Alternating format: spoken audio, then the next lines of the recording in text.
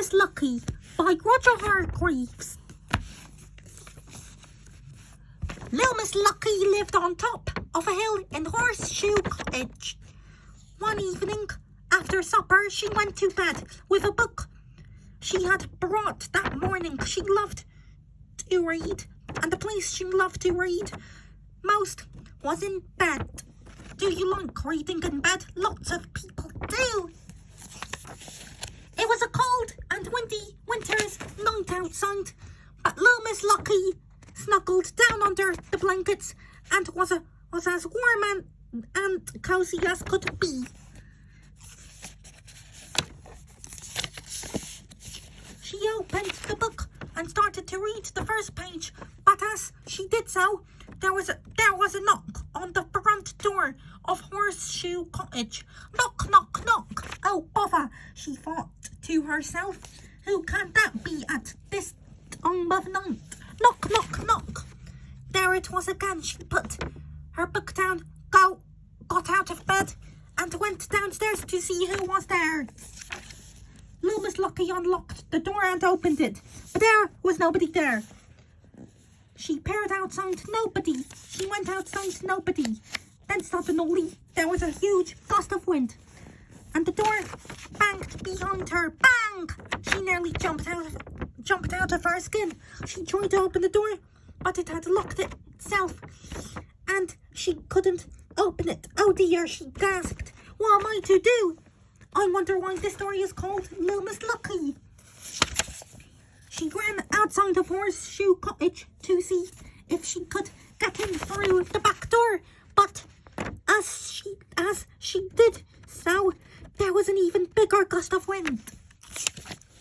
A really huge, enormous, gigantic gust of wind. It was so strong that it lifted Little Miss Lucky off her feet and up into the air. And up, help, she cried. Somebody help. But her little voice was lost in the whistling of the wind. Higher and higher she was taken, up and up into the night. But then, just as suddenly as it had started, the wind stopped. And there was Little Miss Lucky high in the air. She started to fall down and down. I wonder why this story is called Little Miss Lucky. Faster and faster she fell towards the ground. Oh, she landed in a haystack in the corner of a field. Little Miss Lucky gasped for breath and felt to see if she had broken any bones. But the haystack had cushioned her fall, and apart from feeling very frightened, she was all right.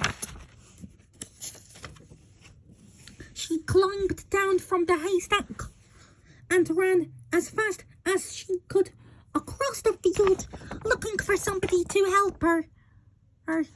Looking for anybody to help her.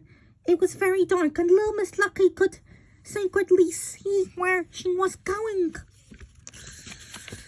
There was a tree in the middle of the field, and Little Miss Lucky tripped over one of its roots.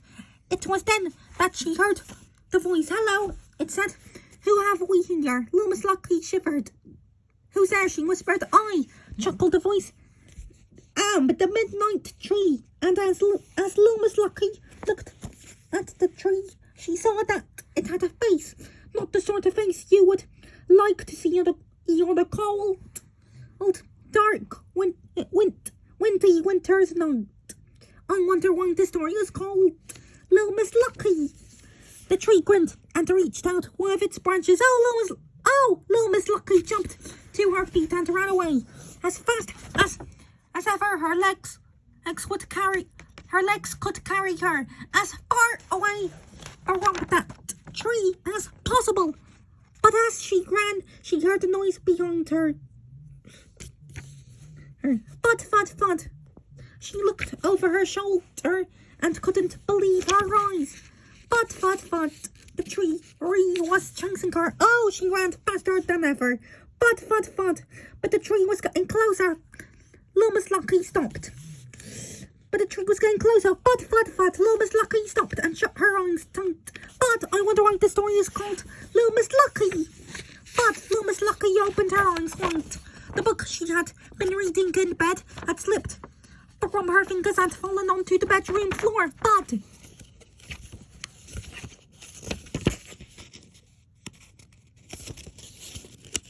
Thud! She had fallen asleep reading her book. It had all been a dream. A dream, no knock at the door, no terrible wind, no benign tree, no benign tree, a dream. And now you know why this story is called Luma's Lucky, don't you? The narration and was by me.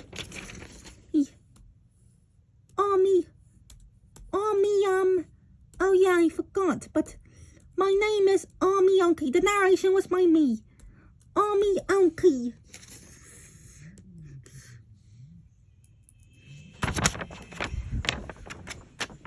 Let's do this now!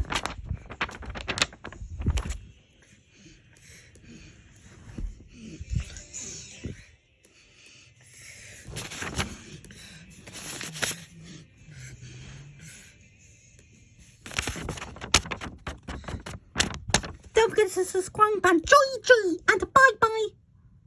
And how come me I'm yours?